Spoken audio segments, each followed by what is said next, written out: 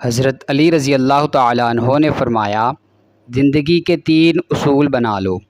اس سے ضرور معافی مانگو جسے تم چاہتے ہو، اس سے کبھی کچھ نہ چھپاؤ جو تم پر اعتبار کرتا ہو، اسے کبھی مت چھوڑو جو تمہیں چاہتا ہو، کبھی کسی کو دکھ مت دو، کیونکہ معافی مانگ لینے پر بھی دل میں درد باقی رہتا ہے، جس طرح دیوار میں سے کیل نکالنے پر سوراخ باقی رہتا ہے۔ مشکل وقت میں ہمیشہ دعا مانگا کرو، کیونکہ جہاں انسان کا حوصلہ ختم ہوتا ہے وہاں سے اللہ پاک کی رحمت شروع ہوتی ہے۔ بہترین انسان اپنے عمل سے پہچانا جاتا ہے، ورنہ اچھی باتیں تو برے لوگ بھی کرتے ہیں۔ قدر ان کی کرو جو تم سے بنا مطلب کی چاہت کرتے ہیں۔ دنیا میں خیال رکھنے والے کم اور تکلیف دینے والے زیادہ ہوتے ہیں۔ دھوکہ دینے کے 1000 طریقے ہیں، لیکن سب سے گھٹیا طریقہ محبت اور ہمدردی کا دکھاوا کرنا ہے۔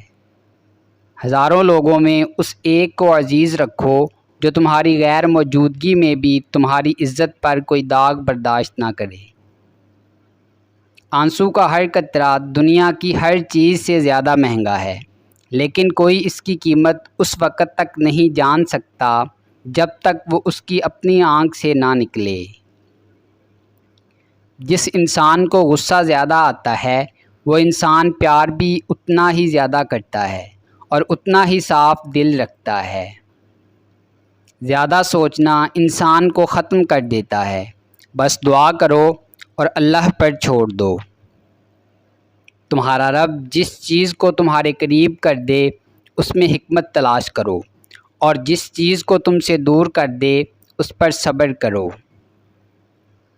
حضرت علی رضی اللہ تعالیٰ عنہ نے فرمایا، سب سے بڑا جاہل وہ ہے جو ایک پتھر سے 2 دفعہ ٹھوکر کھائے۔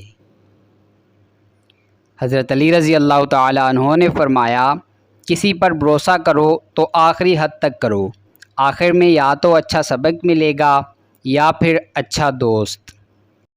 زیادہ سوچنے سے بہتر ہے استغفار کیا جائے۔ زیادہ سوچنا مشکلات کو بڑھاتا ہے اور استغفار مشکلات کا حل ہے۔ زندگی میں آگے بڑھنا ہے تو بہرے ہو جاؤ، کیونکہ بعض لوگوں کی باتیں مایوسی میں اضافہ کر دیتی ہیں۔